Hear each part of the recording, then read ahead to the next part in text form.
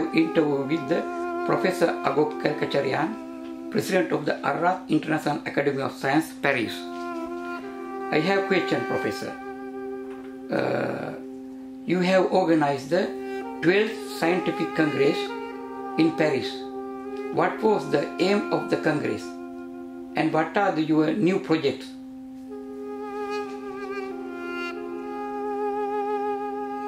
Excuse me, I will answer in French because we are in France and I speak better in French than in English. Excusez-moi, donc je voudrais répondre en français concernant le 12e congrès scientifique mondial que l'Académie internationale des sciences Ararat a organisé à Paris en décembre 2019 en collaboration avec différentes organisations internationales dont l'Institut scientifique universel pour la justice et la paix, mais aussi des organisations qui sont venues de l'étranger, de l'Inde, de Russie, et par rapport à ce pays, je dois signer notamment le High Academic Council et l'Université des sciences fondamentales basée à Saint-Pétersbourg. L'objectif de ce congrès, c'était la paix dans le monde, d'autant plus qu'il s'agissait du centenaire du traité de Versailles consacré à la paix en 2019. C'est la raison pour laquelle les thèmes de ce congrès ont été les suivants: science pour la paix, environnement pour la paix, culture scientifique et la paix, et sport pour la paix. Voilà donc les sujets majeurs de ce congrès qui a connu un succès, je dirais, important, malgré que durant cette période, il y a eu des grèves dans la région parisienne, ce qui a peut-être entravé l'arrivée en France de certains participants du congrès qui ont été contraints de ne pas venir participer à ce congrès. Mais malgré cela, le congrès a connu un succès, je dirais, important. Thank you.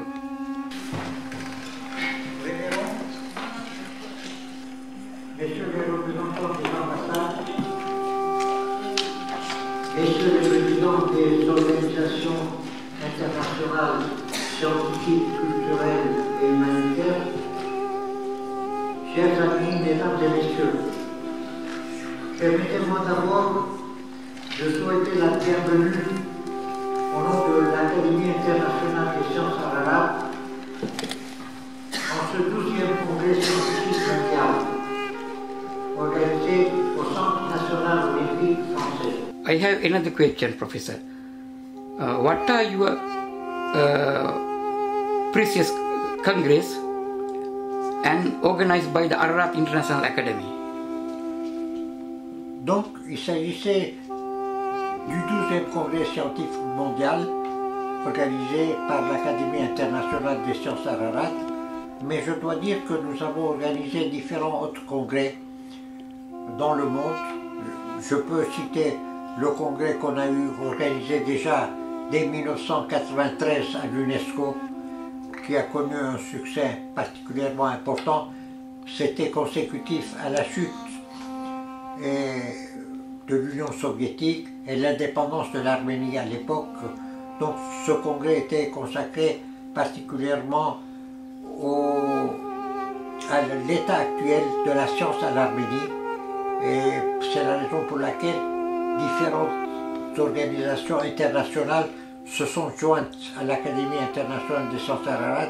Je citerai la Fondation Carlos Gulbenkian de Lisbonne, je citerai l'International Science Foundation de New York, je citerai également l'Institut Karzou, la Fondation Karzou et d'autres organisations. Je dirais que ce congrès centré sur l'état actuel de la science en Arménie a été le point de départ de différentes autres organisations et de congrès scientifiques dans le monde.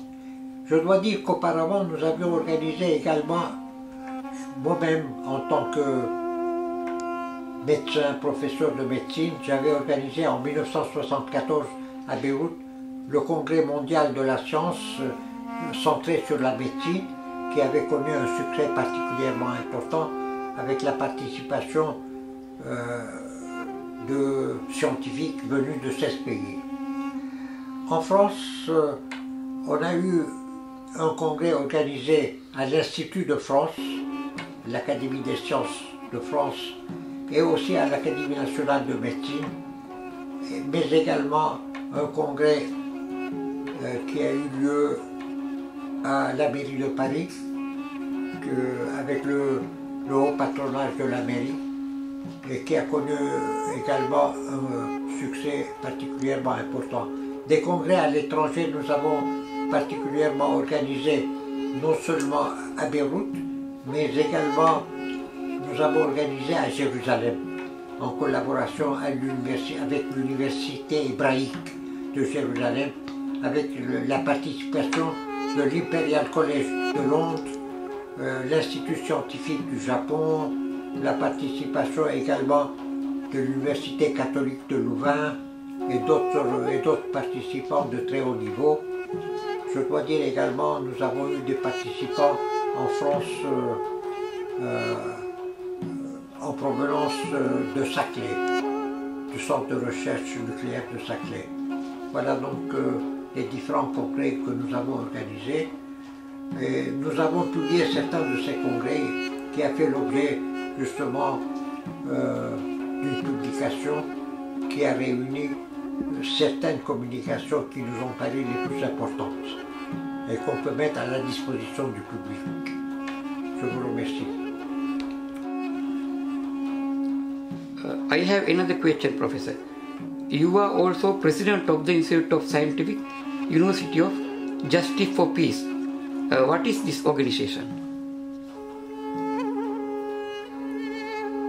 Donc, vous me posez la question concernant l'Institut universel scientifique pour la justice et la paix. C'est une organisation internationale que nous avons eu l'honneur de créer, dont je suis le président, dont l'objectif justement c'est la paix dans le monde. Mais la paix dans le monde qui n'est pas imposée par la force. C'est la raison pour laquelle nous avons présenté plusieurs propositions. Nous avons présenté plusieurs propositions dont la plus importante est la charte des droits éthiques dans le monde. J'ai présenté cette charte des droits éthiques dans le monde lors du congrès scientifique organisé par l'UNESCO à Budapest en 1999.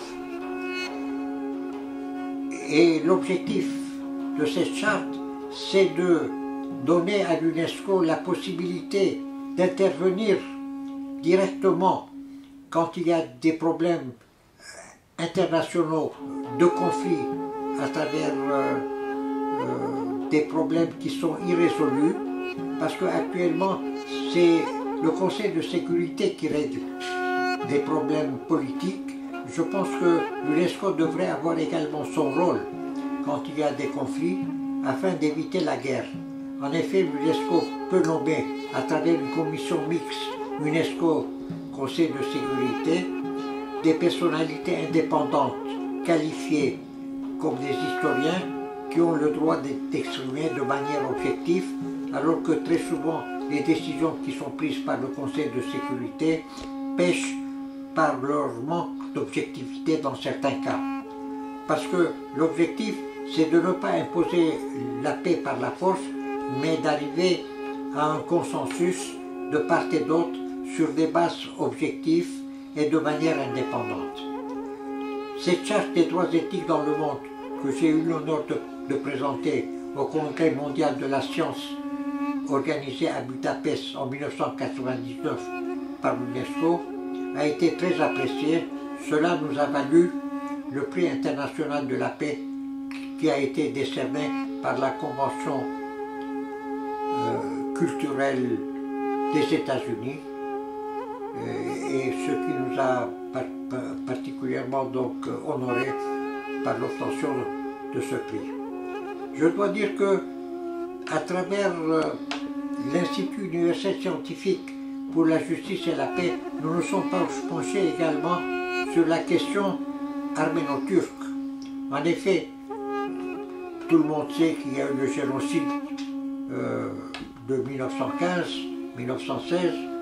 Certes, la Turquie actuellement ne reconnaît pas ce génocide, mais en fait, l'Empire ottoman, à la fin de la Première Guerre mondiale, après la chute justement de l'Empire ottoman, après la perte par la Turquie de la Première Guerre mondiale, la capitulation de la Turquie, donc le génocide arménien avait été reconnu par les autorités ottomanes. À l'époque, on ne l'appelait pas génocide arménien, on l'appelait justement sous un nom tout à fait différent. Mais les auteurs de ce crime contre l'humanité, tel qu'on appelait à l'époque le génocide, ont été condamnés. Mais les auteurs de ce crime avaient pris la fuite dans différents pays. C'est vrai qu'ils ont été par la suite rattrapés et ils ont connu un sort tragique, c'est vrai, mais l'Institut universel scientifique pour la justice et la paix considère que la question arméno-turque doit être réglée de manière pacifique et de manière successive. Et nous avons à ce titre préconisé comme première étape de la résolution de la question arméno-turque la construction d'une autoroute allant de la ville de Gümri jusqu'à Trébizonde. Alors cela va justement dans le sens du traité de Sèvres de 1920 qui avait été conclu justement par les Nations Unies et même les autorités turques à l'époque avaient accepté. Mais actuellement, ce traité de Sèvres, je peux dire, est resté tout à fait borné en raison de certains intérêts économiques, mais qui a toujours une valeur politique, géopolitique. Donc cette autoroute qui va de Gümri à Trabzon va dans le sens du traité de Sèvres et peut constituer, à mon avis, la première étape de règlement de la question arméno-turque, à condition que la Turquie l'accepte, parce que ça permettra de développer certainement sur le plan économique, sur le plan régional, ça peut favoriser justement le développement économique et ça peut entraîner un certain dégel des relations bilatérales. À notre avis, cela représente la première étape de règlement de la question arméno-turque. Bien sûr, il y a d'autres stades qui pourraient amener, mais nous pensons que ce règlement doit être progressif et par étapes successives. Je vous remercie. Merci beaucoup. Merci beaucoup.